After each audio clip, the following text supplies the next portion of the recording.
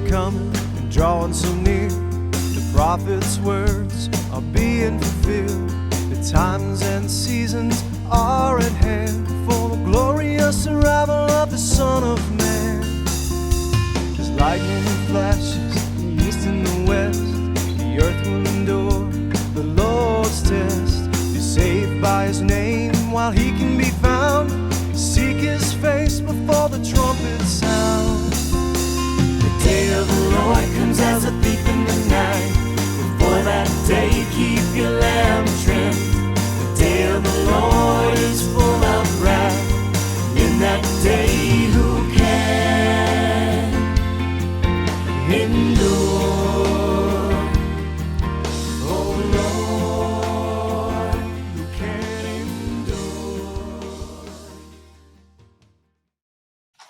Shalom, everybody. My name is Chadwick. You have reached Faithful Performance, and I'd like to thank everybody for joining us as we continue part 2 of the series of why the rise of anti-Semitism across the world. And the explanation of that, or the biblical explanation of that, is the prophecy of the fishermen and the hunters written by the prophet Jeremiah in Jeremiah chapter 16. Again, thank you very much for joining us tonight. I hope you, or today, actually this morning on the East Coast and especially on the West Coast, for sure. Thank you so much for joining us. We hope everybody's had a great Shabbat yesterday and rested. I know I certainly needed to rest for sure after the long night we had with part 1 with this prophecy that is really terrorizing the world. And we can really see that firsthand as we look at the world today. If you weren't with us for part 1 of the series, I will go through the summary of it.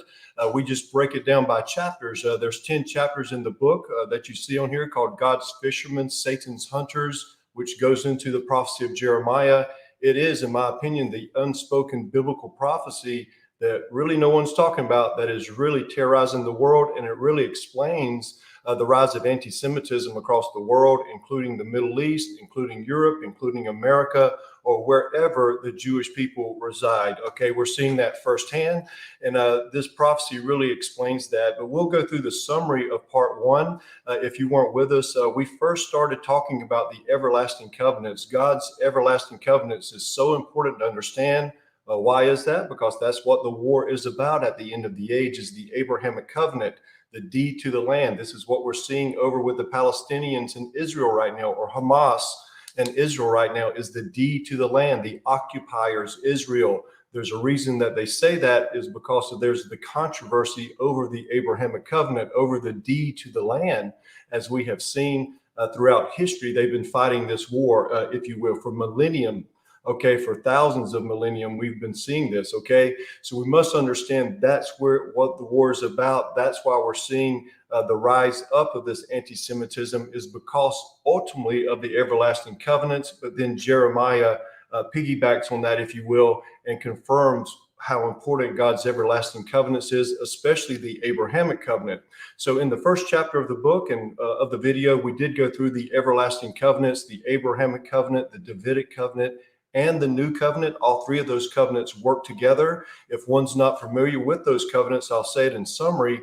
The Abrahamic covenant is God's plan of salvation. We must understand it from that point of view for Jew and Gentile. The Abrahamic covenant is the start of God's plan of salvation, and we'll see that as we go through the covenants, okay? But in the Abrahamic covenant, it started with a promised seed, who is Yeshua, that will rule over a promised land. Those were the 2 great promises that the Abrahamic covenant promised, was the promised land, the land of Israel, the promised land, and then also a promised seed that would rule over that land and the people. Okay, so then we move forward to the Davidic covenant with David, King David. He was promised by God that he would have a seed as well, and that seed would reign over on his throne, sit on his literal throne in the millennial kingdom for 1,000 years. And we know that to be Yeshua, and he was going to sit on David's everlasting throne over the promised land of the Abrahamic covenant and over the people, okay, the Jewish people and all of us who are grafted in to those beautiful covenants. Romans 11, Ephesians 2, and Galatians 3 confirms that we are a part of Israel. We're part of the covenants. We're part of the promises, okay, Jew and Gentile, okay. If you are a seed of Christ, you are a seed of Abraham. and you are heir according to the promise, just like Paul says in Galatians 3:26 through 29.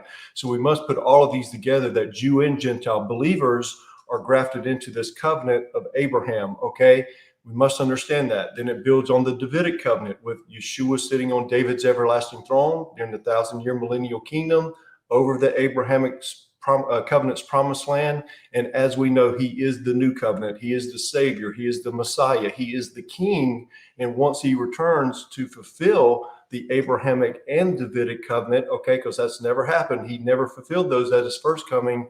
Then we will be living in the new covenant when the Jewish people accept him as their Savior. He will be their King, and they will be his people at that time, just like the prophet Jeremiah 31, Ezekiel 36, Isaiah 59, and Paul confirms that over and over in his writings. So it's really very important to understand the everlasting covenants. This is the reason why Jeremiah wrote the prophecy, and that's in chapter 2 of the book. He wrote the prophecy in Jeremiah 16, verse 14 through 18, that says that he was going to get the people, the Jewish people, he's going to get them to return back to the promised land before the end of the age, or right at the end of the age before the Antichrist. Okay, and he says that he's going to bring them back by the fishermen first, and then the hunters will hunt them back from every hill, every mountain, and of the holes of the rocks, the crevices of the rocks, just like the prophet said. The prophet Jeremiah was not anti-Semitic, and neither am I. It's just a prophecy that tells us what's going to happen at the end of the age with the Jewish people. He's going to bring them back into the land, and he's going to do that by the fishermen first, and then by the hunters after that. And I believe we are seeing both of those start to be fulfilled. Of course, we're seeing that. So we go through the prophecy in chapter 2. It has not been fulfilled throughout history. They were not fished back or hunted back after the Babylonian captivity, which most people, if they read Jeremiah 16, they would think that he wrote the prophecy for that generation. But this is a prophecy for the end of the age. Remember that. This is for the end of the age, that he's going to fish them back into the land and then hunt them back into the land, those who are not fished back, if that makes any sense. So we go through that with chapter 2. Chapter 3, we identify who God's original fishermen are, because it's very important for the end of the age fishermen. Okay, and we identify those of Jeremiah's prophecy to be Abraham, Isaac, Jacob, and David, and obviously Yeshua. It's the covenant people. Those are God's fishermen, the one who the covenants were made to: Abraham, Isaac, Jacob, David, and obviously Yeshua. And when I talk about God's fishermen, I'm not talking about Matthew 4:19, okay, where Messiah said we're all fishers of man, okay? That's a different understanding from what I'm talking about with Jeremiah's prophecy. Jeremiah is saying that the fishermen will be the Israelis fishing their own people back, the Jewish people fishing their own people back once they're back into the land, okay, like we've discovered. So that's chapter 3 that we go through, that they are God's fishermen. We go through how they are the original covenant people: Abraham, Isaac, Jacob, David, obviously Yeshua with the new covenant. And every time in chapter 4, we go through this, every time God was going to make a covenant with Abraham, Isaac, Jacob, David, and even Yeshua, the hunters came against them, okay, individually came against Abraham. Nimrod came against Abraham. Ishmael came against Isaac. Esau came against Jacob. Philistines, Goliath, a one-on-one battle against David, okay, a unique battle. And then obviously the Herodian dynasty with the Herodians, Herod the Great, Herod and Antipas. They were Edomites, okay? They were from the lineage of Esau. Most people don't realize that. So we go through that in chapter 4, that we separate the lineage of God's fishermen: Abraham, Isaac, Jacob, David, Yeshua, and then Satan's hunters: Nimrod, Ishmael, Esau, Goliath, and then we had the Herodian dynasty. And we go through that very thoroughly in chapter 4. In chapter 5, we go through what is called the mystery of Aliyah. We bring it up to date. The book shifts from ancient history to modern day events. In 1492, of the Spanish Inquisition, there was a migration of the Jewish people from Spain. What happened after that? There was 4 blood moons: 1493, 1494, on Passover and Tabernacles, both years, Passover and Tabernacles, where these blood moons fell on. And it was a migration of the Jewish people from Spain because of persecution. Please remember that. And then we brought it up to date even more to 1948. We know what happened. The state of Israel was created. What happened after that? 1949, 1950, blood moon tetrad, 4 blood moons, 2 consecutive years, 6 months apart. Again, Passover and Tabernacles. Passover and Tabernacles is when these blood moons fell on. Okay, and what happened? They returned to the promised land. It was an Aliyah to the promised land for the first time in 1900 years. They were back into the land. It had to be that way for the end of the age. They had to return to the land, and the pattern continued with the blood moons, the lunar eclipses on Passover and Tabernacles, just like it did in 1492 or 1493 and 1494. Now let's bring it up to date even more. 1967, what happened? Blood moons, 1967, 1968 on Passover and Tabernacles. Passover and Tabernacles. God's very consistent. Okay, what occurred? They recaptured Jerusalem for the first time in 1900 years. They made Aliyah to the holy city. Even though they were in the land, they did not control Jerusalem. So they made Aliyah to the holy city. If you've ever been to Jerusalem, you make Aliyah physically as well, because you're going up to Jerusalem from Tel Aviv or even the southern parts of Israel. You're going up, okay, into the city. Okay, so let's fast forward to 2014 and 2015. What happened? We had blood moons again on Passover and Tabernacles. Passover and Tabernacles, 2 consecutive years, 6 months apart, both years, a tetrad again. And what happened? We find an Aliyah coming from Europe, and we're going to go through that today because that's where we left off, is the Aliyah from Europe, okay, for the Jewish people. Now, why did that occur? Well, where we left off Friday night or early Saturday morning when we quit, we left off with the explosion of the Middle East. We have to understand there was a major explosion. I call it the final explosion of the Middle East. 2003, Saddam Hussein fell. We all know the story. America went, dethroned Saddam Hussein. And after that time, the Middle East has been anarchy, civilian unrest, terror, war, refugees. It's been an absolute horror show since 2003 when Iraq, Saddam Hussein fell. Then you had the Arab Spring in 2011, 2012 area, Tunisia, Libya, Egypt, Syria, Sudan, all these nations that went into civil wars, basically.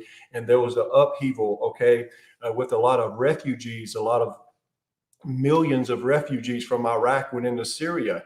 And then Syria had their civil war. And then a lot of millions of refugees went into Turkey. A lot of them went through the sea. A lot of them went through Turkey. And then we started to see this major change, this cultural change of Europe. Europe will never be the same since 2014 and 2015 because of the Islamic invasion, because of the explosion that we went through where we left off with all of the countries that we went through in the Middle East and North Africa. We just named most of them, Iraq, Syria, Tunisia, Libya, Sudan, Egypt. All of these countries went through a major change. Egypt had 2 revolutions, as we saw in the early 2012 area, so to speak. So we're seeing that we saw this final explosion of these countries in the Middle East during that time. And since that time, from 2012 on forward, and then we had the blood moons in 2014 and 2015, we're going to pick up on the second part of this series with the understanding of how Europe changed, and with that change has created terror, has created basically the Aliyah that has returned some of the Jewish people from Europe, okay, especially from France. So where we left off in the first part of the book is the explosion of the Middle East with all of these countries that we just went through. And now we're going to get into Europe, okay, and how it affected Europe. And then we'll get into America, how it's going to affect America. We'll get into the final hunter, which is the Antichrist, and then we'll talk about the time of Jacob's trouble. So the way the book is laid out is the first 4 chapters is ancient history to understand the prophetic understanding of the fishermen and the hunters, the covenants, the prophecy itself, and then it transitions with the mystery of Aliyah, the blood moon tetrads. The last 500 years, there's been only 4, and we just went through how significant those were with the migration or the Aliyah of the Jewish people to the Promised Land. And then in chapter 6, we went through God's end of the age fisherman, okay, which is very important because we have to understand that's the Jewish people. The Jewish people are going to fish their own people back. That makes sense, right?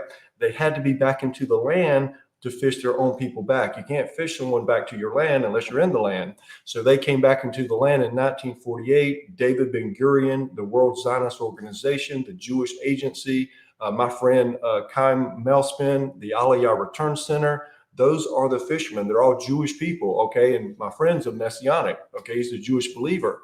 So those are the fishermen that's going to continue to fish their people back. And since 1948, there's been over 4 million Jewish people make Aliyah back to the promised land. So of course, that's Jeremiah's prophecy, the fishermen. They're fishing their people back home.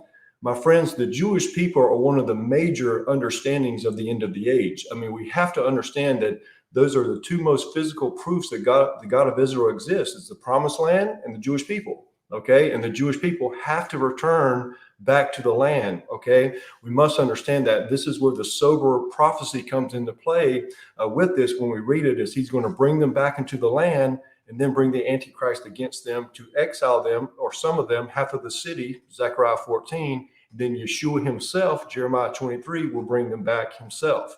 Okay, so we must understand that. This is not a wonderful prophecy to talk about. It's really not, because of what it says and what the judgment is on the Jewish people. I love the Jewish people. I think most people understand that, who knows me personally and also on the channel as well. I'm pro-Israel. I'm pro-Jewish people. Yes, they do need Yeshua. Of course they do. But he's going to handle that, just like he handled it with all of us as well. But our job is to speak the truth and to warn people of what's coming. Again, this is not the most popular message that you're going to hear in Sunday church today, okay? I promise you, you will never hear Jeremiah 16 in church, okay? I guarantee you that, basically in context as well. But this is a sobering prophecy, but it's one that we have to pronounce, because it's just as important as Daniel 2, Daniel 7, Daniel 8, Revelation, any other prophecy. This prophecy contingents on all the other ones, okay? Or the other one's contingent on this one, okay? I should say it that way, because this prophecy's had movement since 1948, okay? And so with all the other prophecies, we must understand 1948 was a marker of the end of the age. They had to be back into the land. They had to control Jerusalem in 1967. And then just look and watch and be sober and watch, because you're going to see it after that. Just like the psalmist said in Psalm 102, verse 16, is when the Lord builds up Zion, Jerusalem, he will appear in his glory. And then it goes on to say in verse 18, this is for the terminal generation. You have to understand the Hebrew word there. It says akaron in Hebrew, and that means last, that means terminal. So whatever generation sees Jerusalem being built up, that generation will see the return of the Messiah, according to the psalmist in Psalm 102, verse 16 and verse 18. So we must understand that the Jewish people are very important. We get caught up in all these other prophecies, which we should, all the kingdoms and the prophecy, Ezekiel 38, all these things, beautiful. I love it. But we cannot forget Jeremiah 16. We cannot, because it has to do with the Jewish people. And it's not a lovely prophecy, okay? It's the fishermen and then the hunters. And that's not a good thing. The hunters, the hunt them back, every hill, every rock, every mountain. That means everywhere in the world, he's going to bring them back into the land to judge them. And I know that's not the popular message, but that's what's going to happen. And he's going to judge them because of what the prophecy says, because of their idols, because of all of these things that he's disgusted by, just like he is with modern day Christianity as well. Everybody's going to be chastised by the Lord if we're not in the Lord, okay? We got to understand that. Orthodox Judaism, modern day Christianity, or what other pagan religion, okay, he's going to judge that, okay? The ways to worship is what I'm talking about with modern day Christianity, not anything else. The ways to worship, Christmas, Easter, Sunday, Sabbath, all these pagan holidays, of course. I mean, that's nonsense. And we've got to get down to it and get down to the truth and get away from our feelings of what we feel like doing. Okay, I feel like doing a lot of things, but that's not biblical. Okay, we've got to overcome temptation, or overcome theology, or overcome bad theology, I should say, and get down to the understanding of what God's trying to tell us at this time. As we all know, it's a very perilous time. I mean, look around. I shouldn't even have to say that, of course. Everybody's got eyes to see and ears to hear, I hope. And when you look around, you're seeing all of these prophecies come together very nicely, very smoothly, very cohesively, and just watch. And that's why I say, get your popcorn ready, get your 3D glasses on, because you've got a front row seat, my friends, to all these prophecies that are gaining speed towards the end of the age. This is not setting dates. This is not prophesying. This is trying to understand what the biblical prophets, not any other prophet, the biblical prophets, what they have spoken about 2,500 years ago. I mean, this is totally amazing how God used the prophets to prophesy through their day with the ultimate fulfillment at the end of the age. It's really amazing. But Jeremiah 16, my friends, is for the end of the age. That has never come to fruition, and we've started to see it come to fruition in 1948. 4 million Jewish people have made Aliyah since that time. Okay, and then you have the hunters, and we're about to get into when the hunters were released here right now. But we're going to get into part 2. And again, we left off with the nations exploding in the Middle East, with refugees going across the land, from Iraq to Syria, from Syria to Turkey, from Libya through the sea to Europe. I mean, we're going to see all of these things, and then we're going to see the result of allowing Islam to invade Europe the way that it has. Okay, so it's going to be a long journey today, just like it was in part 1. There's only about 3.5 chapters, but they're very long because of the information. But we're going to bring it on home, if you will. We're going to bring it to the end of the age with Europe, with America, and the Jewish people returning.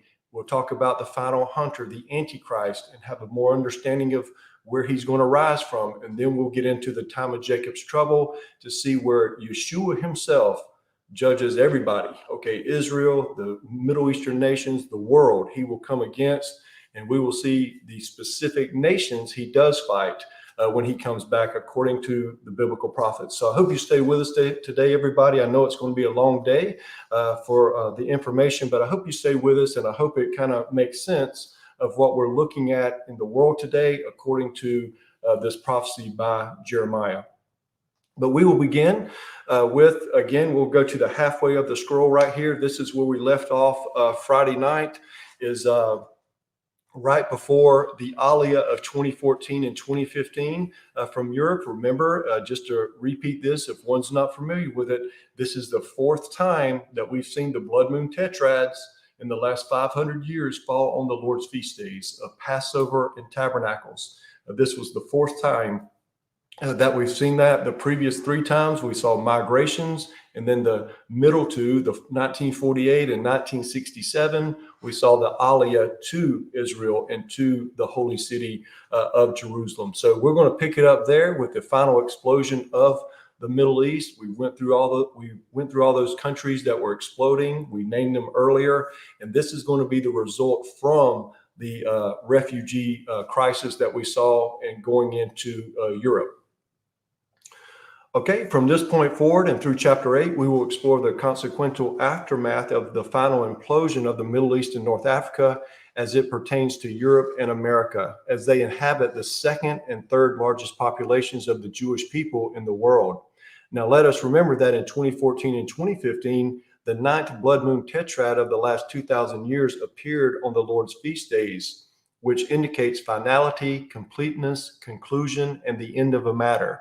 Did the 2014 and 2015 blood moon tetrad follow the pattern of the previous 3 blood moon tetrads in the last 500 years, which resulted in an Aliyah of the children of Israel because of persecution?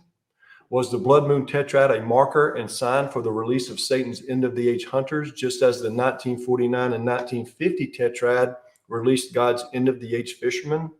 Before we commence, let me be very clear that I'm not suggesting or implying that all Muslim refugees have bad intentions, because many are kind, loving, and gracious people. I'm using the phrase Islamic flood in reference to the Islamic extremists who have infiltrated the refugee migration into Europe. Since 2014, as approximately 2.5 million Middle Eastern and North African refugees flooded into Europe, many of whom were truly seeking asylum from war and terror in their respective countries, many Islamic extremists have infiltrated the migration as well. The barbaric group ISIS claims it has sent thousands of jihadists into Europe posing as refugees, while they patiently await for their leader's command to attack.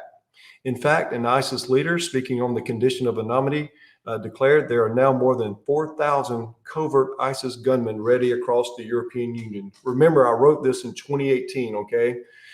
We have confidence that other militant Islamic groups have infiltrated the open borders of the European countries as they eagerly await for the opportune time to attack.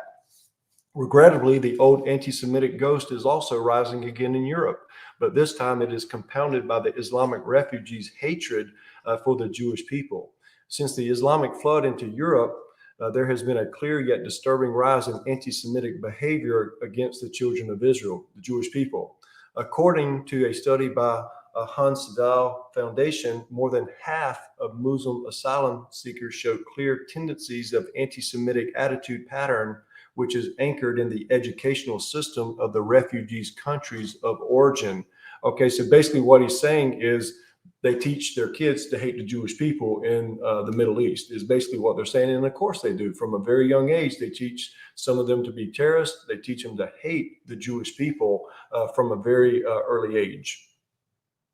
In several European countries, there have been numerous terrorist attacks on each country's soil, including vigorous verbal and physical assaults on the Jewish people as Europe breathes life into its dark and gloomy past. Okay, the president of Germany's Central Council of Jews stated, "These are the worst times since the Nazi era." And it is an outbreak of hatred against Jews so intense that it's very clear indeed.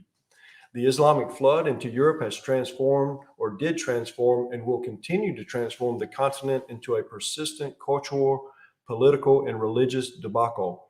In 2014, Philip Carmel, the European Policy Director for the European Jewish Congress, he declared this: "The Middle East is being imported into Europe." Okay, and this is what occurred during that time in 2014 and 2012 during the Arab Spring, during that 2014-2015 blood moon area that we're talking about. This is where they came from. All of the refugees, remember the civil war in Libya, both civil wars in Egypt, okay, Sudan, civil war, okay, they have gone up through the sea into Europe, okay, back in that time, and then they came through Turkey as well. Remember the Iraq war, they went to Syria, and then you have the Syrian civil war, and then they went to Turkey, and then they went through Turkish land to Europe, okay? Yeah, I call it the Islamic flood, and you will see the results of that flood here momentarily. A report by researchers at Tel Aviv University showed a 40% increase in anti-Semitic attacks across the world in 2014, with European countries headlining the list. The country with the most transgressions were France, who inhabits the third largest Jewish population in the world, but there were also sharp rises in anti-Semitic violence in the United Kingdom, Germany, Austria, Italy, and Sweden. It is not by chance or coincidence that these 6 countries are in the top 10 places where the Muslim refugees sought asylum in Europe. Okay, and this is a graph which shows where refugees seek asylum into Europe back in that time in 2014 and 2015. You can see the countries where the most went into. Look at it: Germany, Hungary, Serbia, Turkey, Sweden, France, Italy, Austria, the United Kingdom, and Switzerland. So this is a major change, okay, to a culture when you have 220, almost 250,000 people that don't have the same culture as the Germans do. Of course, it's going to change the understanding of how that country, the culture of that country. Israel's UN envoy Danny Danon proclaimed to the United Nations that hatred of the Jews and the demonization of Israel are at the highest level of our lifetimes, and over 1/3 of European Jews were afraid to wear a yarmulke or Star of David in public. Danyan finished by declaring, "Today we hear things about Jews and the Jewish people that we thought belonged to the pages of history. Anti-Semitism is returning to everyday life without shame." Now let us explore the Islamic pandemic in Europe by discovering some of the major attacks in the countries, beginning with France, which is the country that has endured the majority of the terrorist attacks since 2014, as Satan's end-of-the-age hunters were released. Okay, so we're going to start looking at the European countries that were affected by this Islamic invasion during that 2014-2015 period of the blood moon tetrads. Again, it's all about lining all of these things up with the blood moon tetrads, okay? Because that's what's going to happen. And remember, we've got these we don't have the tetrads, but we have the blood moons coming in the next 3 years on very important days, on Purim, on the solar eclipse, on the Feast of Trumpets, on the biblical calendar, Nisan 1, on Elul 15. We've got major events coming, and these are all markers, just like 2014, 2015 was, just like 2018 and 2019 blood moons were, okay, that we've gone through before. These are very important to understand, and you're going to see what has occurred since that time. Okay, we'll first look at France. On July 20th, 2014, in Sarcelles, France, if I've pronounced that correctly, a riot broke out at a pro-Palestinian protest only a few blocks away from a Jewish synagogue. A Jewish pharmacy was destroyed by Muslims who were protesting Israel's military campaign in Gaza. Remember, there was a Gaza war in 2014 as well with the blood moons, okay? So we've got to look at all these things together. On January 7th, 2015, a shooting massacre occurred at the offices of the satirical magazine Charlie Hebdo in Paris, which published a cartoon depicting Islam's prophet Muhammad naked and crouching. The Muslim gunman shouted, "We have avenged the prophet Muhammad," and also screamed Allahu Akbar, which means Allah is great, as 12 people were being shot and killed. The shooting spree continued into Paris suburb, okay, when one of the connected gunmen killed a policewoman. The 3-day wave of terror in Paris concluded at the Jewish the grocery store, the Jewish grocery store supermarket, where 4 Jewish people were killed by Muslim extremists. On November 13th, 2015, one of the largest terrorist attacks in recent European history occurred in the City of Love.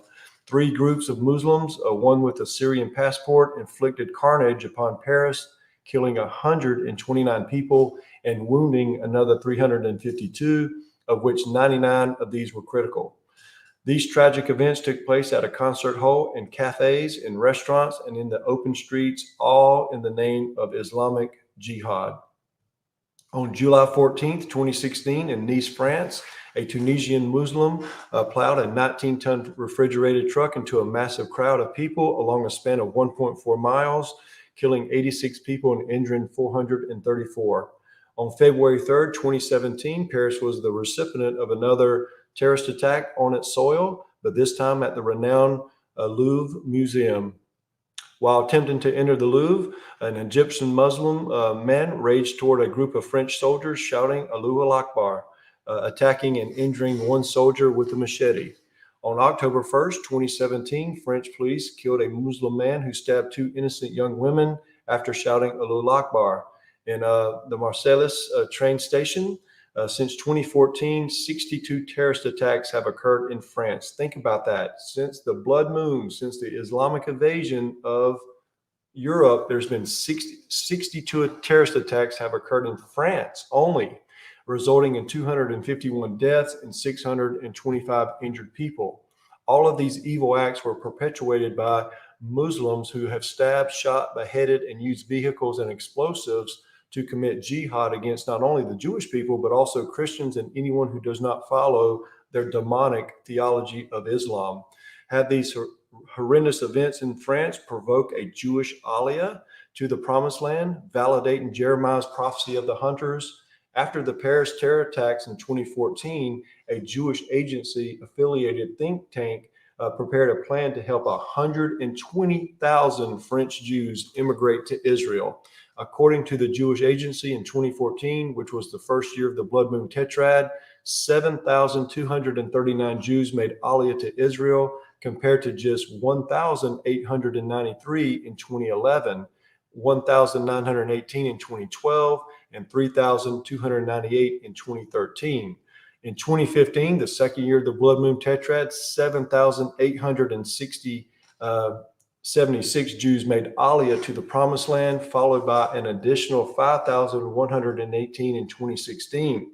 Please note, France has the 3rd largest Jewish population in the world, behind Israel and America.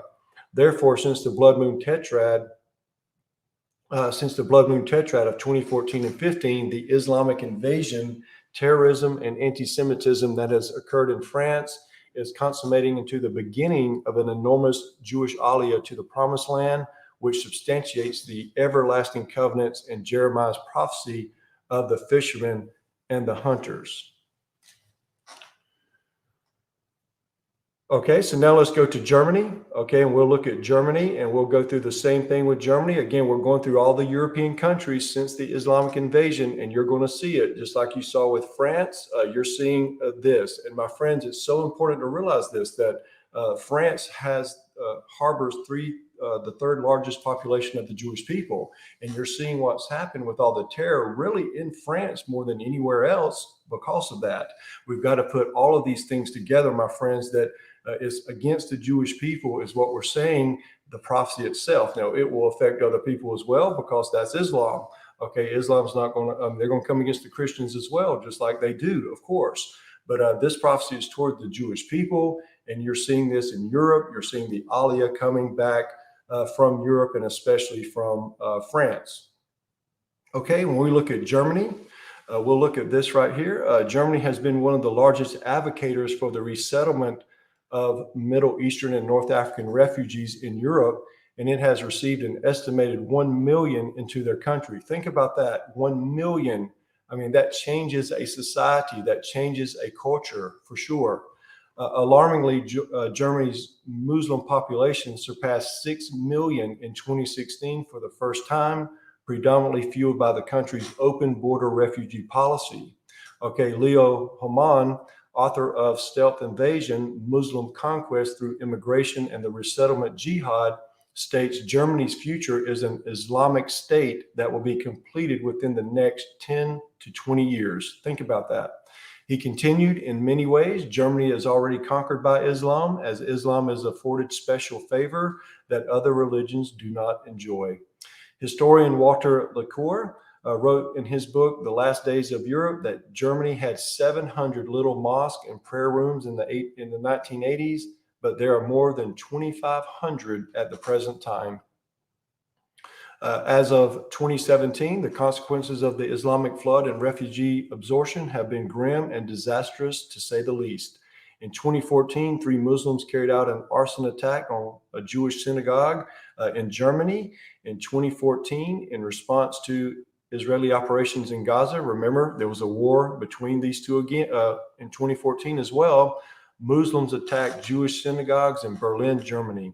The extremists also smashed windows of Jewish-owned businesses and torched others while chanting "Jews to the gas chambers" and "Jew, we will get you." And Hamas, Hamas, Jews to the gas. Think about that right now.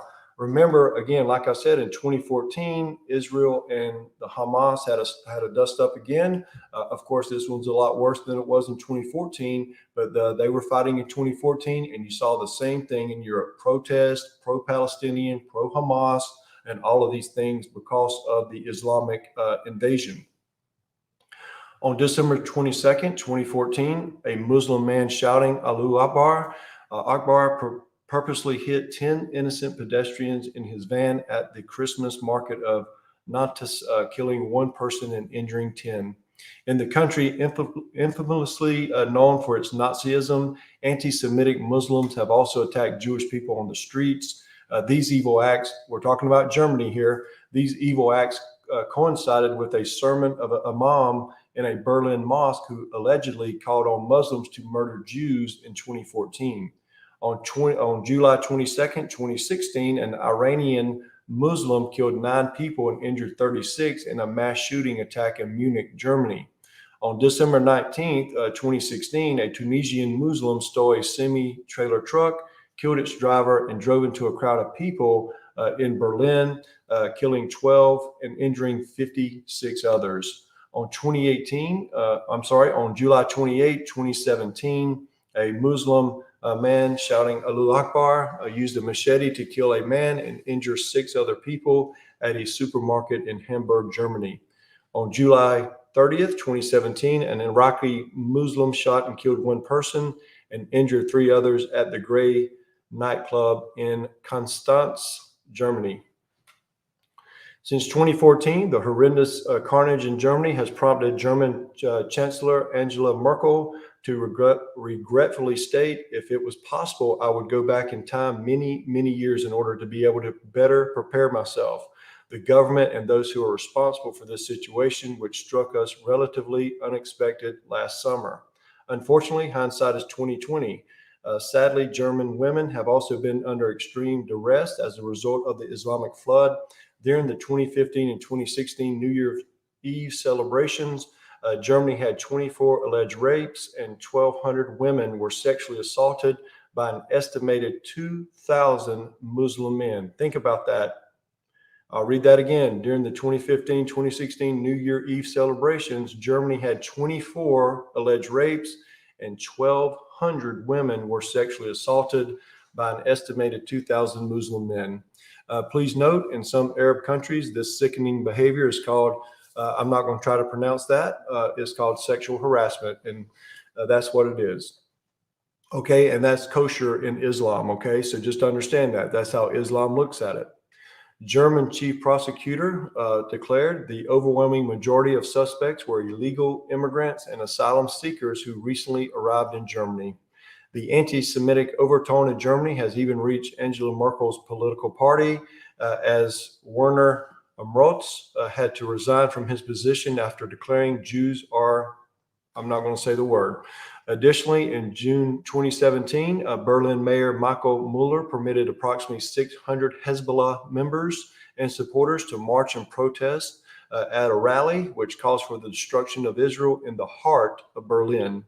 A spokesman for the cowardly mayor stated, "The mayor does not comment on representatives of foreign groups, which raises flags to the government's tolerance of anti-Semitism of Islamic terrorist groups." Interestingly enough, Muslim no-go zones have been established in Germany all the way back to 1991. Charles Sasser, author of Crushing the Collective, The Last Chance to Keep America Free and Self-Governing, states this: There were no-go zones then. Now imagine what's happened since then. I mean, 1991 was a long time ago. Now they've got to no-go zones everywhere. Without question, all the German citizens are reaping the aftermath of the reckless and irresponsible decisions of the German government to open its borders while only using elementary vetting procedures on the refugees to distinguish the good asylum seekers from the evildoers. Anti-Semitism in Germany is dangerously rising again from its dark shadows of old, and it will vastly increase with the influx of Muslim refugees into the country. Although not all of the attacks have been directed towards the Jewish people, there is a clear and overall anti-Semitic attitude and behavior in Germany, which will continue to escalate the Jewish Aliyah from the country and continue to fulfill Jeremiah's prophecy of the hunters and the everlasting covenants. Okay, so now let's look at Belgium. In Europe, we've gone through France, we've gone through Germany. Let's go to Belgium now. Belgium is another country in the European Union that has witnessed anti-Semitic violence and terrorist attacks as a result of the Islamic flood into Europe. On May 24th, 2014, in the beautiful city of Brussels, a Muslim fought as a jihadist in Syria, shot 4 Jewish people at a Jewish museum. On 2016-2014, at a Palestinian rally, Muslims chanted "Death to the Jews" and "Gas the Jews," which sustains the anti-Semitic chant that has recently echoed throughout Europe. On March 22nd, 2016, 3 coordinated suicide bombings by Muslim terrorists occurred in Belgium. One was at Malbeek, a metro station in Brussels, and 2 were at the Brussels airport, which killed 32 people and injured 340. As the wave of terror relentlessly extends across the continent. In Austria, we'll go to Austria now. Austria, which is the southern neighbor of Germany and the country who gave the world Adolf Hitler, has seen its old anti-Semitic ghost begin to rise again as well. Since the Blood Moon Tetrad of 2014 and 2015 and the Islamic invasion, anti-Semitic incidents have drastically increased throughout the historical rich country. According to the Austrian Forum Against Anti-Semitism, which was presented by the Jewish communities of Austria, anti-Semitic incidents have steadily increased 82%, with 255 incidents occurring in 2014, 465 in 2015, and 477 in 2016. Okay, Amber Weinberg, of the Austrian Forum Against Anti-Semitism stated, "What we see is that racism and anti-Semitism have become more socially acceptable in Austria," and continued, "Since it has become more socially acceptable, people increasingly are posting anti-Semitic messages in their own name or sending letters with return addresses on them." On July 24th, 2014, a friendly football match between Israel's football soccer team and a French team had to be called off after Muslim protesters stormed the field and fought with Israeli players. Afterwards, the Haifa captain explained, "We had no choice but to defend ourselves. The Muslims were protesting Israel's Operation Protective Edge against Gaza," remember, in 2014. In 2017, a study published by the University of Teacher Education in Vienna revealed that almost 50% of young Austrian Muslims hold anti-Semitic views. Vienna sociologist Kenan Günger declared that there is an imported anti-Semitism among Muslims in Austria with an established narrative towards the Jews. The article continues to state that Austrian Muslims do not differentiate between Austrian Jews and Israeli Jews. Okay, so now let's look at Spain. As Islamic terrorism spreads like fire across the European continent, this evil doctrine has also directly impacted Europe's southwest country of Spain. On August 17th, 2017, a Muslim man drove a van into pedestrians in Barcelona, killing 13 people and injuring at least 130 others, one of whom died 10 days later. A few hours after the Barcelona attack, 5 Muslim men drove a vehicle into pedestrians in nearby Cambrils, killing 1 woman and injuring 6 others. The terrorist attacks were the deadliest in Spain since the 2004 Madrid train bombings and the deadliest in Barcelona since the 1987 Hypercore bombing. These Islamic terror events inclined Barcelona's chief rabbi to emphasize to the Jewish people, "Do not think we are here for good.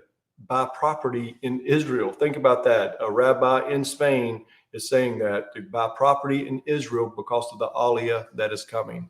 He continued to declare that this place is lost. Do not repeat the mistake of the Algerian Jews, of Venezuelan Jews. Better get out early than late. Europe is lost. Go to Israel. Okay, he's trying to tell the people to go back and make Aliyah. Mir Bar Hin has a very valid point because demographically, the Muslim population in Spain has exponentially increased from 100,000 in 1990 to 2 million in 2017. Just by pure statistics, there's a highly calculated chance that Islamic terrorism will continue to explode in Spain. Okay, so now let's look at the United Kingdom. The United Kingdom, which is located in the far northwest of Europe, has also witnessed the devastation effects of the refugee flood during the blood moon tetrads of 2014 and 2015, which confirms the widespread effects of the Islamic pandemic. In 2016, the Campaign Against Anti-Semitism published a report stating anti-Semitic crime in the United Kingdom had reached a record level in 2015. It reported there was a 26% increase in the anti-Semitic crime and a 51% increase in violent anti-Semitic attacks, surpassing the previous record in 2014. The Community Security Trust also published a report that indicated a significant increase in anti-Semitic incidents during 2014 in the United Kingdom, more than twice as many than the previous year. In the first half of 2017, it was reported that 776 anti-Semitic incidents occurred, a 30% increase from 589 in the first 6 months of 2016, the highest total ever recorded, leading Chief Executive of the Community Security Trust, David DeLue, to proclaim, "It is sadly clear that the overall situation has deteriorated." He continued, "Anti-Semitism is having an increasing impact on the lives of British Jews, and the hatred and anger that lies behind is spreading." Since the extreme rise of anti-Semitism in the United Kingdom, according to a new survey by the Campaign Against Anti-Semitism, It is documented that one in three British Jews have considered leaving the country over safety concerns. Additionally, 4 out of the 10 of them hide their faith due to fear of getting attacked for being Jewish. Now let us review some of the terror attacks that have recently occurred in the United Kingdom. On August 4th, 2016, a Somalia Muslim killed a woman and injured 5 in a knife attack near a British museum. On March 22nd, 2017, in the vicinity of the Palace of Westminster in London, a Muslim man drove a car into pedestrians along the side of the Westminster Bridge, killing 5 people and injuring 50. In the wave of these anti-Semitic crimes, reports and terror attacks, Mark Raoli, head of Britain's counterterrorism unit, declared this: "The picture of global terror is cause for concern for the Jewish neighborhoods in Britain. We are witnessing a continuous anti-Semitic rhetoric from the extremists as well as attacks against the Jews." May 22nd, 2017, a Muslim man detonated a bomb following a concert at the Manchester Arena in Manchester, England, killing 23 people and injuring 119. On June 3rd, 2017, 3 Muslim men killed 8 people and injured dozens more when they plowed a rented van into pedestrians on the London Bridge and afterwards stabbed people at the Borough Market area. On September 15, 2017, ISIS claimed responsibility for a terror attack on the London Metro, which injured 22 people. Most certainly, the United Kingdom's trials and tribulations with anti-Semitic behavior and terrorist attacks perpetuates the cataclysmic trend of the Islamic flood into Europe. It is worthy to note, as of May 9, 2016, London received its first Muslim mayor, Sadiq Khan, who is also the first Muslim mayor of a major Western capital. Amazingly enough, Khan held the largest personal mandate of any politician within the United Kingdom, and he had the 3rd largest mandate in Europe. Think about that. Khan has been described as a center-left social democrat and a moderate Muslim. Nevertheless, you cannot judge a book by its cover, and Sadiq Khan could be a dire kryptonite for the city of London. According to an investigation by Disobedient Media, they discovered Khan has ties to ISIS, Hamas, al-Nusra, Al-Qaeda, the Taliban, the Muslim Brotherhood, and to prominent but radical Muslim imams and leaders. In fact, the Muslim mayor of London faced deep criticism for refusing to designate Hezbollah as a terrorist organization. After reluctantly wavering and buckling to political pressure, Khan did finally support Hezbollah's full designation as a terrorist organization.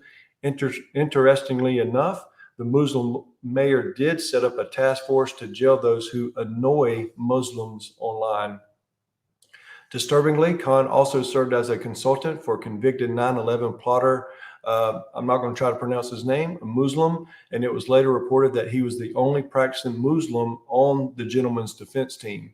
In 2009, as Khan was interviewed by Iranian Press TV, he referred to moderate Muslims and groups who commonly led the fight against Islamic extremism as Uncle Toms.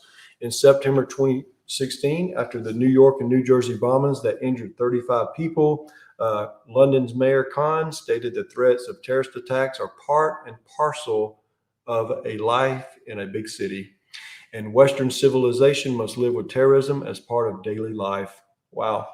During his time as mayor, London has seen an increase in terror attacks incidents, especially in 2017, with Britain hopefully succeeding from the European Union by April 2019. And as terror persists its dark and tragic course in London and the United Kingdom, it will be very interesting to watch how the Brits respond in the voting booth in regard to Sadiq Khan.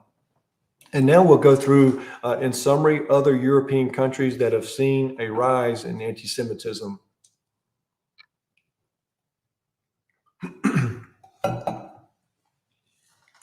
As the Islamic flood expands throughout the 4 corners of Europe, other countries have been tremendously affected with this pandemic as well. Denmark, Sweden, Finland, Italy, Ukraine, Poland, the Netherlands, and others have reported anti-Semitic attacks and incidents on the Jewish people, synagogues, businesses, sporting events, and schools. This evil behavior has resulted in the closing of some of the Jewish synagogues, businesses, and schools. Anti-Semitic incidents have included hate speech, threatening emails, social media bullying, Nazi swats, graffiti, and public walls, and the list goes on and on. Incredibly, there are also no-go zones for non-Muslims on full display in Germany, France, Belgium, Italy, Spain, Sweden, and the United Kingdom. Without question, Europe's soul is hanging in the balance while its leaders decide how to strategically resolve the Islamic flood and the horrific increase of terror resulting from the cultural implementation.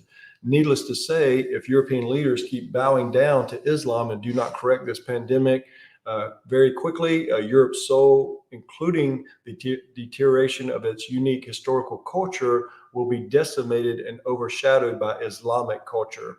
With that being said, we have total confidence that Jeremiah's prophecy of the hunters will proceed to manifest into a massive Jewish Aliyah from Europe and to the Promised Land. Okay, and here again is the Islamic flood that occurred in 2014 and 2015. The blood moon tetrad, remember that? They came through North Africa, through the sea, Mediterranean Sea into Europe, and you can find pictures of that online. And then they also came through Turkey, the Syrian refugees, the Iraqi refugees, Yemen, also Sudan, all of these, they came through those two areas. Okay, so now let's discuss God's fishermen of the mystery of Aliyah in 2014 and 2015. And like I said, just because the fishermen were released in 1948, they will continue to fish their people back until the last 3.5 years of the age, okay? Once the Great Tribulation starts and Messiah tells the people to flee Judea, okay, there's not going to be anyone making Aliyah. Why would they? Because it's the worst time in human history, the biggest war ever for the Promised Land. So we must understand the fishermen will always fish their people back, and we're about to see this even amongst the calamity of the hunters hunting the people back. So we're going to go through the fishermen, and we're going to see what the prime minister and other Netanyahu and others told the Jewish people at that time to come home, come back home. They're fishing them back, come back. So even though the hunters were provoking them back, we have the fishermen to fish them back as well. And we're going to go through that. Both will continue. The fishermen will fish them and the hunters will provoke them to return to the Promised Land. Okay.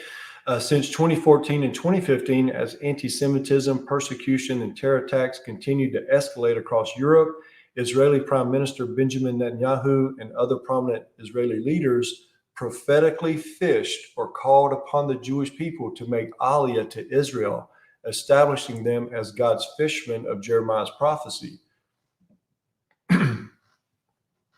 On February 15th, 2015, which was the second year of the blood moon tetrad, Netanyahu announced the Israeli government would discuss a $46 million plan to encourage Aliyah from Belgium, France, and Ukraine. This is totally amazing. This goes into this prophecy, my friends. I mean, we have to look at all these quotes and all these things from different leaders to understand Jeremiah's prophecy.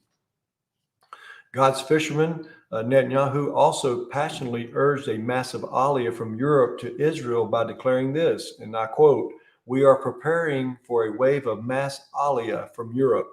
We are calling for a wave of mass Aliyah from Europe. I want to tell all the Jews of Europe and Jews wherever they may be, Israel is the home of every Jew. Israel awaits you with open arms." Prime Minister Netanyahu is prophetically fulfilling his part as a fisherman of Jeremiah's prophecy because he openly advocates and pleads with the Jewish community in Europe to make Aliyah to the Promised Land. Below are some other remarks Netanyahu made during the 2014 and 2015 blood moon tetrad. Jews have been murdered again in European soil, and Israel is your home. He also said, Israel is the only place where Jews can truly feel safe. Okay, this is Benjamin Netanyahu who's saying this. And also, extremist Islamic terrorism has struck Europe again, this time in Denmark. Jews have been murdered again on European soil only because they were Jews. And this wave of terrorist attacks, including murderous anti-Semitic attacks, is expected to continue. To the Jews of Europe and to the Jews of the world, I say that Israel is waiting for you with open arms. Prime Minister Netanyahu was not only was not the only Israeli leader prophetically calling the children of Israel to the promised land. Defense Minister Moshe Ya'alon also supported the idea of more Jews making Aliyah to Israel, which highlights the dangers the Jewish community is facing abroad. He said the Jewish community, not just in France, also in Belgium and other places, Sweden, is under attack, a combined Islamic anti-Semitic attack. We knew that if radical Islam raised its head in Europe, the Jews would be the first to be harmed. The safest place for Jews is in the national home of the Jews. Fishermen, fish, come back home, fish them back. Additionally, Itan Yuri Bakar from the World Zionist Organization proclaimed Europe is waking up to a new era, a new reality to which we in Israel and around the Jewish world have been pointing out for the last 10 years. Think about that.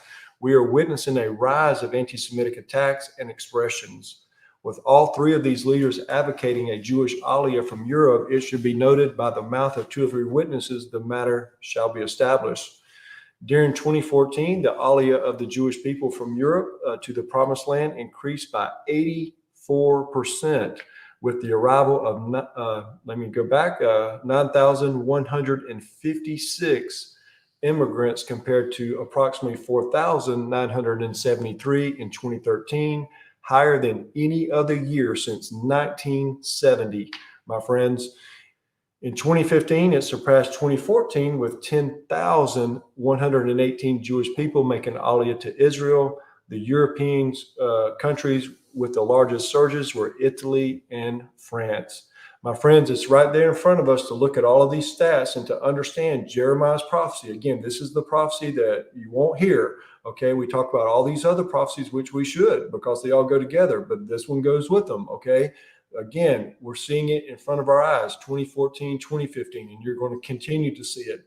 And you're about to see another wave of it, because look around, look at what you're seeing with all the protests and all the Islamists or the people that are sympathizing with Hamas and with the Palestinians and all of these people. You're seeing it. You're going to see the united Arab world come together and all of the people who support them in America, in Europe, and it's going to rise anti-Semitism like you have never seen, and you're seeing it. You've never seen this amount of anti-Semitism across the world. You never have. I've never have. We never have.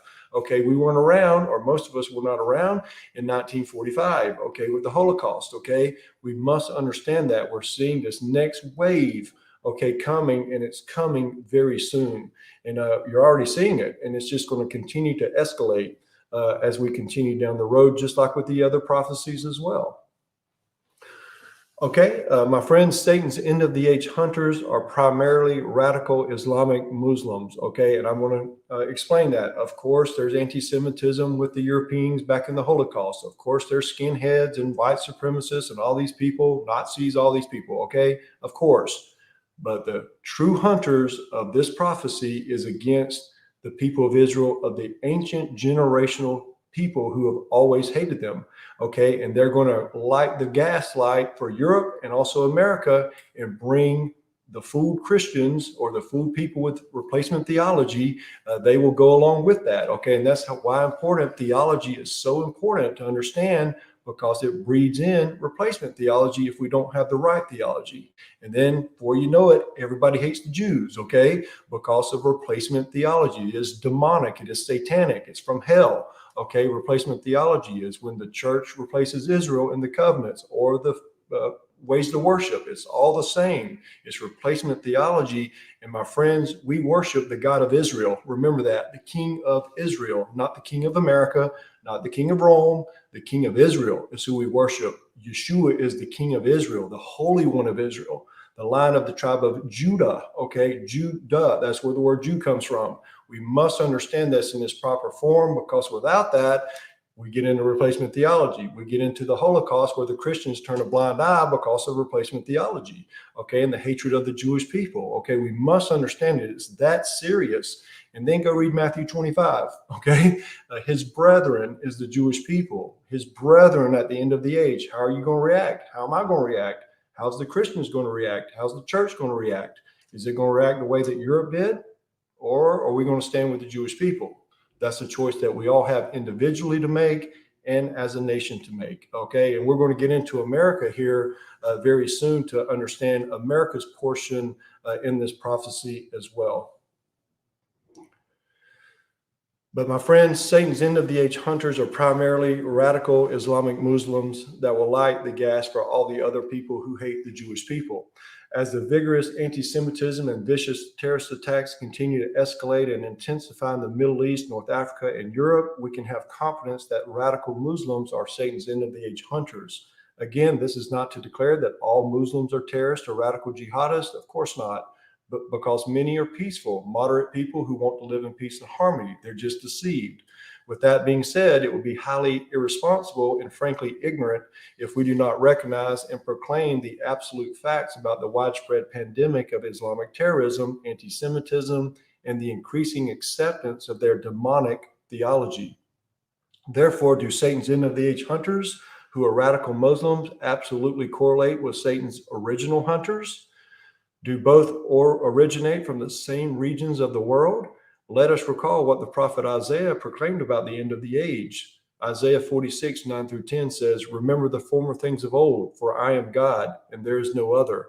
I am God, and there is none like me, declaring the end from the beginning, the end, revelation from Torah, and from ancient times, things that are not yet done, saying, my counsel shall stand, and I will do all my pleasure. Assuredly, the Lord God declares the end from the beginning and from ancient times that are not yet fulfilled or done.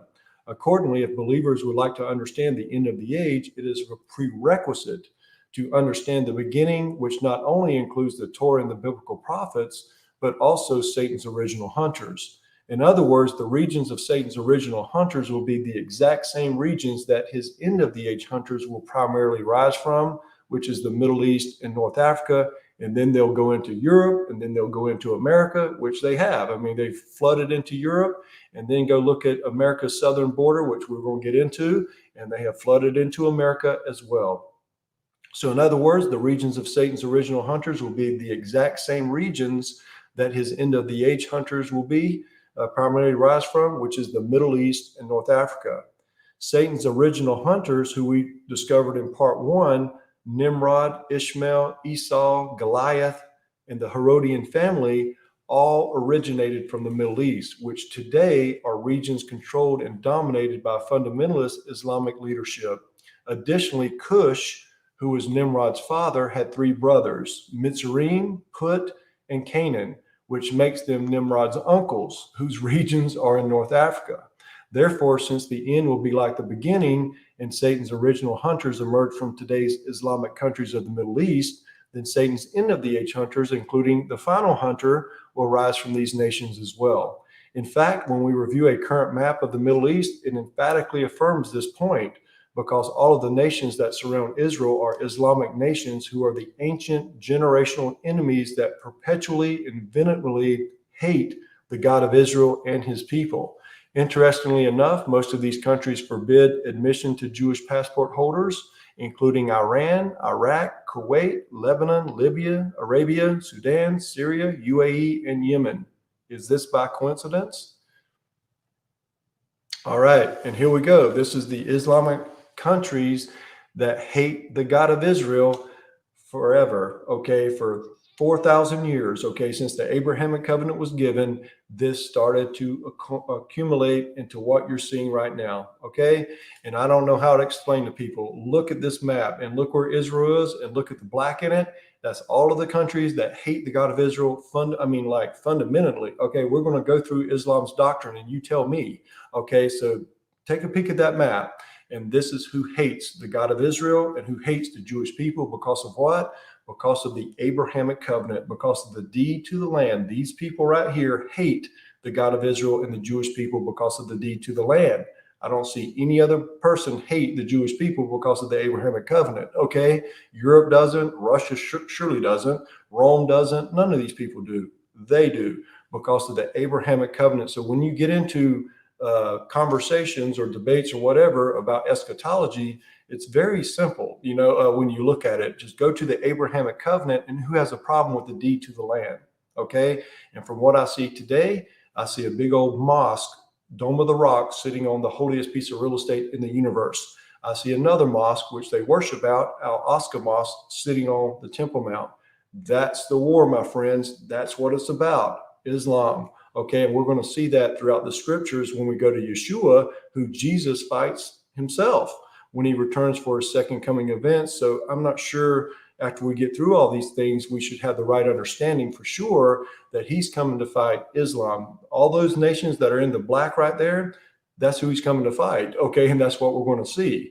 Okay, that's the reason I did it that way, because all of these countries you're going to see in the biblical prophets literally that he's coming to fight. Literal, no symbolic, literal, that he's coming to fight. And we will go through those here sometime later on. It's going to be a long day, so we'll get to those as well.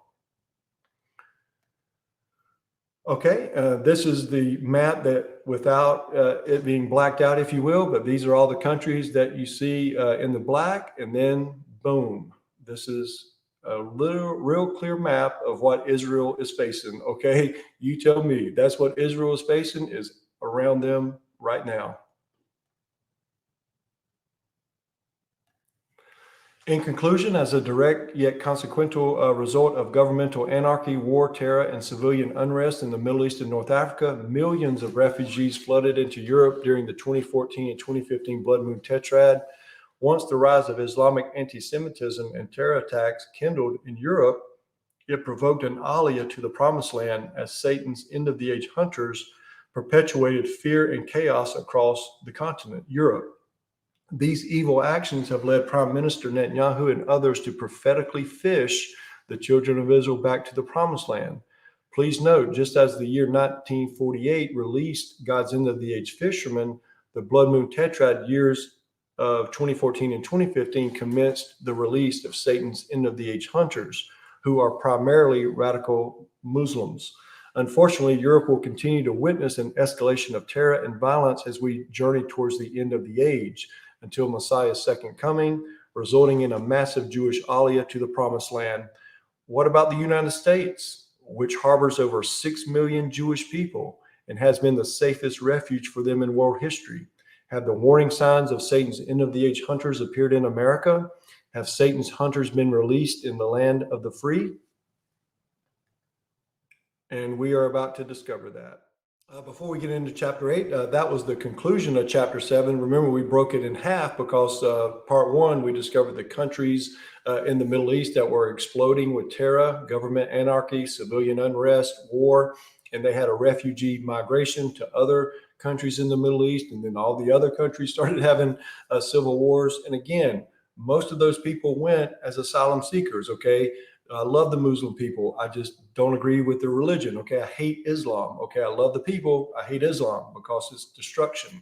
Okay, it's from Satan. It's from the pit of hell, and they're just deceived. Okay, so we pray for the Muslim people. I love the Muslim people, but of course, I'm against all of the terrorists and all the radical understandings of it. Okay. Lord, thank you for saving me, lost and found. Move me along the flood waters, higher ground.